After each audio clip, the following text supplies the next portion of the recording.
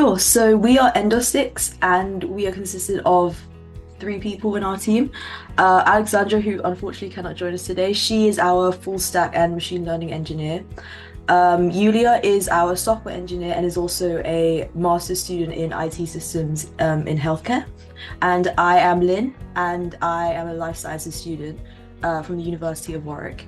And our diverse backgrounds essentially brought us together to combine and work on multiple areas from healthcare IT to biology, machine learning, and we're hoping to implement all of our different skills for our project. How we met, we were formed during the team making stages for the SynBio Hackathon.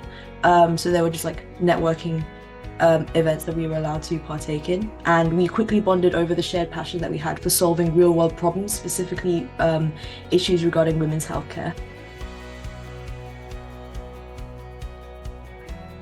Our specific inspiration was we wanted to tackle something that was to do with women's healthcare, specifically because it is an area that is under-researched, underfunded, and women's healthcare is nowhere near the level it should be at the moment. So we decided to specifically focus on endometriosis, which is a condition that affects many women around the world. I think the number is around 10 to 11 million globally.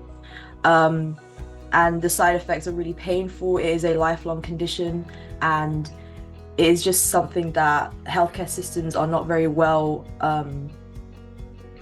equipped and to treat and understand and research. So the main thing we wanted to focus on was the diagnostic challenges, which is currently the gold standard of care is a laparoscopy, which is a surgical procedure, and in the UK at least, and I'm sure this applies to other areas in Europe as well, the average waiting time for endometriosis diagnosis is 8 years or upwards, which is a very, very long time, and that simply isn't acceptable for women who suffer with this very, very debilitating condition. So we want to focus on developing a kind of diagnostic tool that focuses on identifying it in its early stages, as well as precisely diagnosing it in a way that is non-invasive, so it doesn't require surgery, just requires taking a sample. And we wanted to basically hope to improve patient outcomes from this underrepresented group. So the approach that we chose to do for that is using a modeling-based diagnostic tool, which uses a multi-omics approach. So this is focusing on genomics, transcriptomics, and metabolomic data. And by taking this synthetic biology approach, we hope to provide innovative tools to study and address the biological complexity of endometriosis and help identify areas where its pathogenesis is not very well understood. Why endometriosis specifically? It's because of its high unmet medical need for a non-invasive and accurate diagnostic tool, and it also aligns with our values and interests. As women, all of us, we understand how women are often very much dismissed for certain symptoms that are indicative of endometriosis but are just considered like regular period symptoms or whatever. So a lot of their symptoms are brushed under the carpet by doctors, but in actuality it is to do with them having endometriosis. So by developing such a diagnostic tool, we hope to improve the patient outcomes for these women.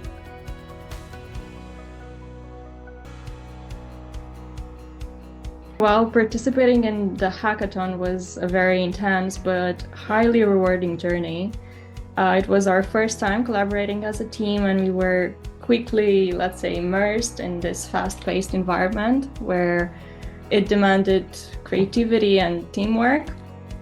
And the hackathon pushed us to think outside the box, and it was very exciting to see how our different skills complemented each other when we wanted to work towards a common goal.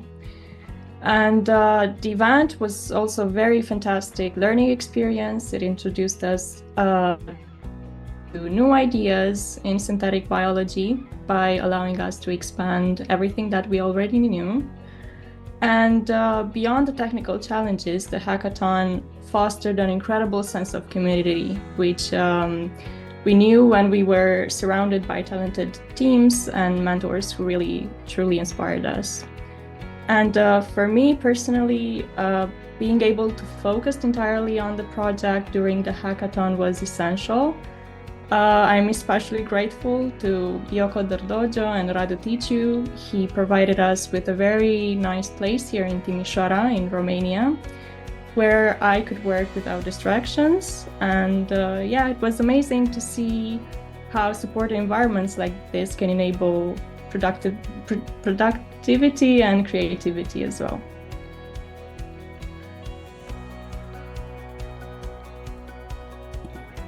Well, of course, the most rewarding part of the hackathon was the moment we realized that our work was recognized and appreciated, especially when we won second place. And it was an incredible feeling to see how our idea resonated with the judges and that it had potential to make a difference.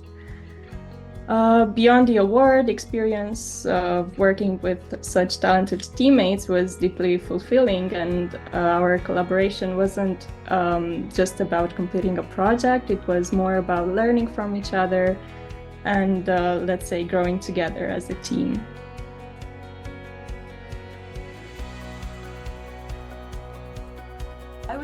I mean, from my personal experience, I was very, I hate to say it, but I was rather unoptimistic because I was sort of afraid of the competition. I didn't think that, because we were in an unfortunate situation where we had originally a larger team, but then two teammates had to unfortunately drop out due to extenuating circumstances. And at this point, I got a bit worried. I was like, oh no, how are we going to be able to sort of compete? Because the competition is very, very tight, very tense. And the standard was very high as part of this hackathon, but we trusted our gut, we disregarded that and just wanted to focus entirely on the project and develop it the way we wanted it to.